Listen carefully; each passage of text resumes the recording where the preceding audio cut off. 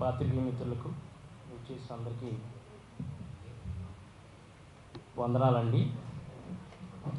క్షమించాలి, నేను సభా వేదిక మీదకి ఎక్కలేక నాకు లెగ్ ఫ్రాక్చర్ అయింది, ప్రాబ్లంలో ఉంది, పైకి ఎక్కలేక కింద నుంచే మాట్లాడుతున్నాను.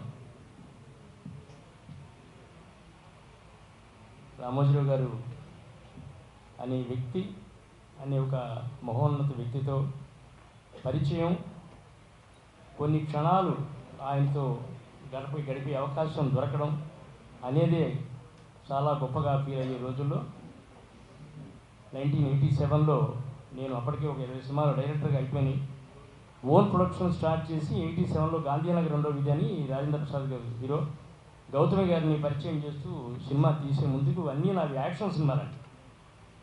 నేను చాలా డిఫరెంట్ సబ్జెక్ట్స్ చెప్తానని ఏ ప్రొడ్యూసర్ దగ్గరికి వెళ్తున్నా ఆ యాక్షన్లో ఆల్ టైమ్ రికార్డ్స్, పెద్ద పెద్ద హిట్స్ ఉన్నాయి, మెరుపుదాడి, ఇవన్నీ కూడా నువ్వు కామెడీ అందిస్తావా అని చెప్పని చాలా డిస్కరేజింగ్గా మాట్లాడేవాడు. ఆ సమయంలో నేను రామోజీరావు గారిని అప్రోచ్ అయ్యి, సార్ నేను మంచి కామెడీ కథ చెప్తాను, నేను కామెడీ సినిమా చేయాలనుందంటే, ఫస్ట్ పర్సన్ లైఫ్లో అంటే నీకు బ్రాండ్ ఉంది, ఇలాంటి సినిమాలు తీసుకో, నువ్వు కామెడీ తీయగలవా అనేటువంటి ప్రశ్న వేయకుండా కథ చెప్పమని చెప్పి అడిగి సబ్జెక్ట్ చెప్పాక, అప్పటికి నేను ఉషా కిరణ్లో ప్రొడక్షను సినిమాలు అనేది అంత ఉధృతం స్టార్ట్ అవ్వలేదండి. నేనే ఓన్ ప్రొడక్షన్ చేస్తానని చెబితే నా భుజం చరిచి వెనక ఉండి నన్ను అన్ని విధాలా సపోర్ట్ చేసి నిలబెట్టిన వ్యక్తి రామోజీరావు. నా own production first film Gandhinagar 2nd street 100 days film, super hit film అండి. అక్కడి నుంచి నేను ఇప్పటిదాకా 16 ఓన్ ప్రొడక్షన్స్ చేశాను. 16 పిక్చర్స్లో ఏ ఒక్క పిక్చరు మయూరిలోంచి రిలీజ్ కాకుండా లేదు. అన్ని సినిమాలు మయూరిలో, దాదాపు 16 సినిమాల ఓన్ ప్రొడక్షన్ సినిమాలు అన్నీ కూడా మయూరి ద్వారా ఏదో ఒక ఏరియా, ఎంటైర్ ఆంధ్రప్రదేశ్ అలా చేస్తూ అన్ని సంవత్సరాలు నేను ఆ మహోన్నతమైన వ్యక్తితో వీలైనన్ని సార్లు చాలా దగ్గరగా గడిపే అదృష్టం నాకు దక్కింది. అటువంటి మహామనిషి నాకు చాలా సంతోషమైన విషయాలు ఏమిటంటే, ఫస్ట్ ప్రొడక్షన్ స్టార్ట్ చేయడానికి వెనక నన్ను భుజం తట్టి ముందుకు నడిపించిన వ్యక్తిగా కాకుండా, ఫస్ట్ నా నెక్స్ట్ ఫిల్మ్ అండి ఆగస్టు 15 రాత్రి సినిమా నేను తీస్తే first time, I think Sambasivarao ఇక్కడే ఉన్నారు, మయూరిలో అవుట్ రైడ్ కొన్న మొదటి సినిమా అని నాకు అప్పటికి రామారావు గారు వాళ్ళు చెప్పింది. అంత ఎగ్జైట్ అయ్యారు ఆ సినిమా చూసి.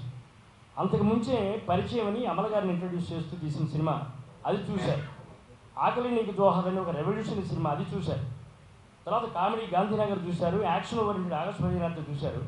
ఈ 4 చూశాక ఒకరోజు నన్ను పిలిచి చెప్పారు, నువ్వు ప్రొడక్షన్ మానేవయ్యా, నీలో మంచి డైరెక్టర్ ఉన్నాడు, మంచి కథ కూడా ఉన్నాడు, ఇన్ని ఉండి నువ్వు ఎందుకు ఆ ప్రొడక్షన్ చేస్తావు, ప్రొడక్షన్ మానేస్తే ఎందుకన్నా గొప్ప సినిమాలు తీస్తావు అని చెప్పి మయూరిలో నాకు కంటిన్యూస్గా 2 సినిమాలు నువ్వు చేస్తున్నావు సంవత్సరానికి, నువ్వు ప్రొడక్షన్ మొత్తం మాని కాన్సన్ట్రేట్ చేయమని చెప్పారు.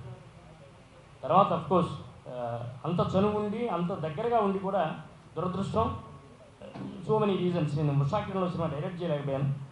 కానీ అటువంటి ఒక మహా వ్యక్తితో చాలా దగ్గరగా గడిపి ఆయన మాట్లాడుతుంటే స్పెల్ బౌండ్, అంటే మనం చెవులు రిక్కించి వినాలి, అదొక విశ్వవిద్యాలయం.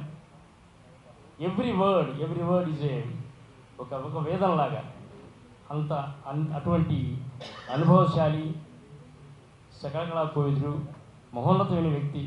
ఆయన దగ్గర నుంచి మా మేమే కాదు, ప్రతి ఒక్కళ్ళు ఎవరైనా సరే, ఒక పారిశ్రామికవేత్త అవచ్చు, మన వినోద రంగంలో కావచ్చు, అన్ని రకాల కూడా అన్ని చోట్ల ఎక్కడ అడుగు పెడితే ఎక్కడైనా అఖండ విజయాలు, చరిత్రలు సృష్టించినటువంటి ఒక very rare, one in million very rare personality.